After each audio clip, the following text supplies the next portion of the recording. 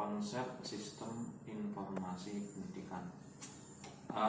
Untuk mengenai ataupun berbicara mengenai konsep pendidikan pada masa sekarang ini, dari yang semula antara guru dan murid itu berinteraksi secara langsung di dalam kelas menjadi pendidikan secara jarak jauh. Kenapa jarak jauh? Saya artikan jarak jauh karena antara guru dengan murid itu tidak bertemu secara langsung. Jadi di sini para guru itu membuat tugas dari yang semula diberikan kepada muridnya secara langsung melalui interaksi bertemu face to face ataupun tatap muka menjadi melalui perantara media sosial atau seperti WhatsApp dan sebagainya. Kalau yang saya alami berkenaan dengan hal ini, memang ada beberapa kendala yang mengurangi keefektifan daripada proses belajar mengajar di wilayah kami. Untuk beberapa kendala ini ada. Kalau dari guru sendiri itu, yang saya alami itu terkadang ada beberapa orang guru itu yang belum ahli ataupun masih gagap dalam menggunakan teknologi, sehingga mengurangi efektivitas daripada proses pembelajaran. Kemudian dari sisi murid pun itu juga masih banyak yang belum bisa ataupun bahkan belum mempunyai sarana untuk melaksanakan pembelajaran jarak jauh ini. Karena kalau dalam pembelajaran jarak jauh ini, media informasi seperti Android itu sangat vital perannya di sini.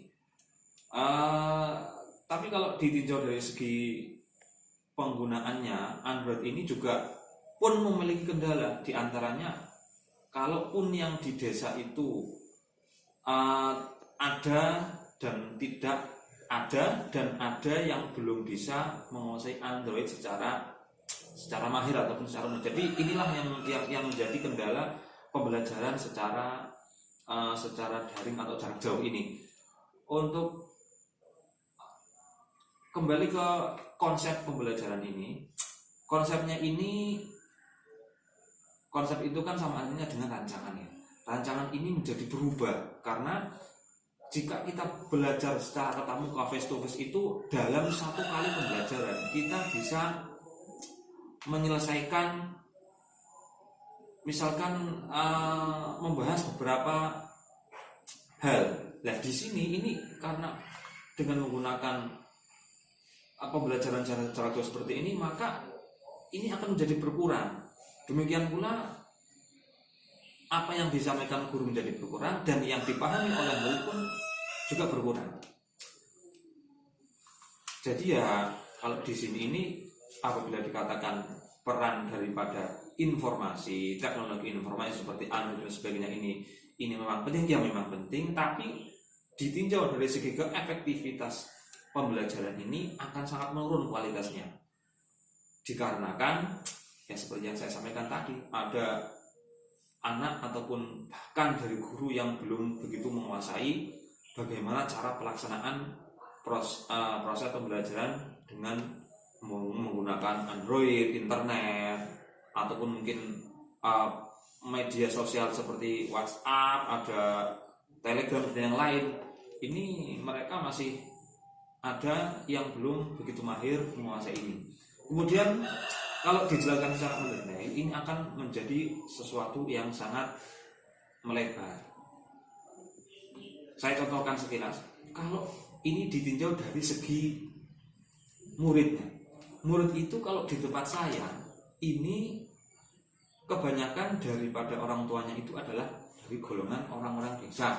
Banyak yang mereka itu petani dan sebagainya.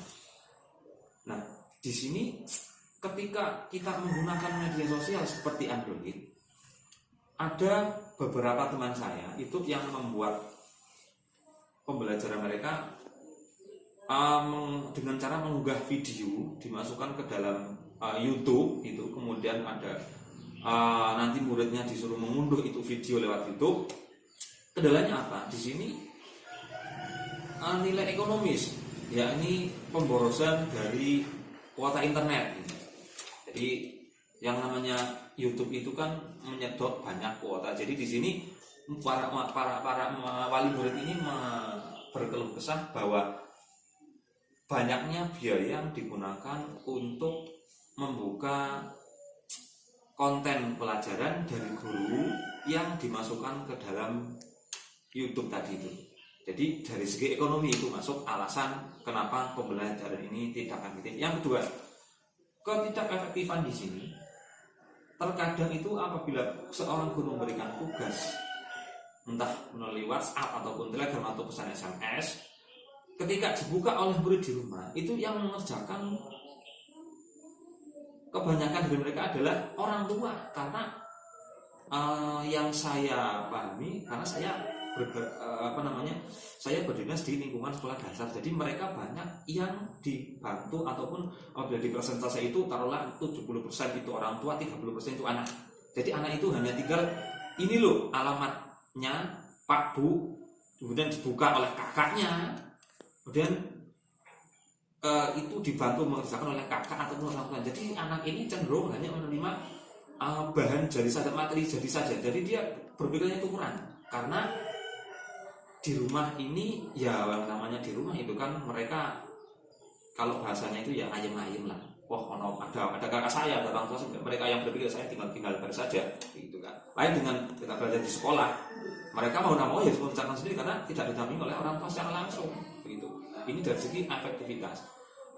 Kemudian untuk peran informasi ini memang sangat penting. Ini menjadi seperti layaknya Android ini menjadi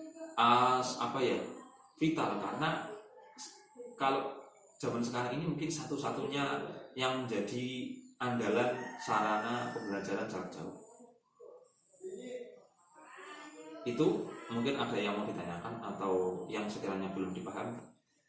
Jadi gini, biasanya itu kan guru dalam kondisi seperti ini lebih banyak memberikan tugas daripada materi. Itu gimana? Ya, inilah yang menjadi kendala juga. Dan menurut saya ini kurang pas, karena guru itu kalau biasanya di kelas memberikan bahan pelajaran, menjelaskan beberapa hal mengenai materi yang dipelajari, barulah nanti diberikan tugas. Nah, berhubung ini di sini tidak ada yang namanya pembelajaran tatap muka, maka dari guru itu cenderung langsung memberikan tugas kepada murid. Disinilah yang menjadi kendala bagi murid, karena kalau yang namanya anak SD itu kan banyak yang bertanya, Pak Guru ini belum dijelaskan, kenapa saya disuruh mengerjakan, saya bingung di sini Pak Guru. Nah di sini, walaupun dari beberapa tugas yang kami berikan itu semua jawaban ada pada lembar, ada pada buku LKS, tapi yang namanya anak SD tetap saja susah. Itu berarti mereka itu belum bisa. Ini loh, ini di halaman ini sebetulnya ada, misalkan soal itu saya buat di halaman dari nama 30, 25 sampai 30 itu ada di situ jawabannya semua. Tapi karena anak SD kadang belum, saya cari di mana Pak Guru, saya belum bisa di sini. Jadi kendalanya ya karena tidak ada penyampaian terlebih dahulu, jadi mereka bingung walaupun jawaban ada pada buku dan materi itu. Ada yang mendengar lagi sih? Di era informasi, perubahan bahan.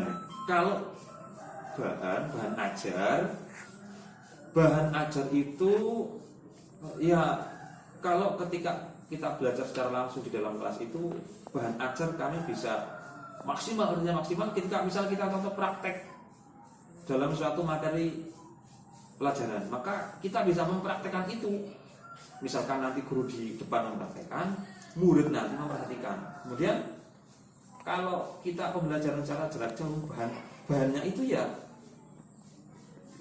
hanya berupa misal rekaman daripada penjelasan guru mengenai materi, ataupun hanya berupa materi tertulis yang diberikan oleh guru kepada muridnya. Jadi untuk bahan itu kami hanya terpaku pada 3 hal itu, berupa rekaman pembicaraan ataupun rekaman daripada penjelasan materi oleh guru, kemudian bahan materi bahan ajar secara tertulis, kemudian yang ketiga adalah bahan guru misalkan memberikan rekaman video daripada apa yang dia buat kemudian diberikan kepada murid. Jadi saya rasa di sini untuk pemahaman murid terhadap materi yang disampaikan ini berkurang, karena ketika kita berbicara di dalam kelas dan berinteraksi dengan murid, ketika ada yang belum paham, Pak Guru saya tanya ini, nanti guru akan langsung menjelaskan dan guru itu bisa tahu, oh di sini murid saya belum paham. Tapi ketika jarak jauh dengan menggunakan informasi ini, yang belum paham siapa, kita susah nanti bagaimana ini. Walaupun setelah tertulis mungkin mereka bisa menjawab apa yang kita berikan, tapi kan kita tidak tahu mereka di rumah ini mengerjakannya dibantu oleh siapa, kan tidak tahu. Lain dengan hanya kita belajar secara langsung. Jadi mengenai pertanyaan tadi, jawaban saya ini,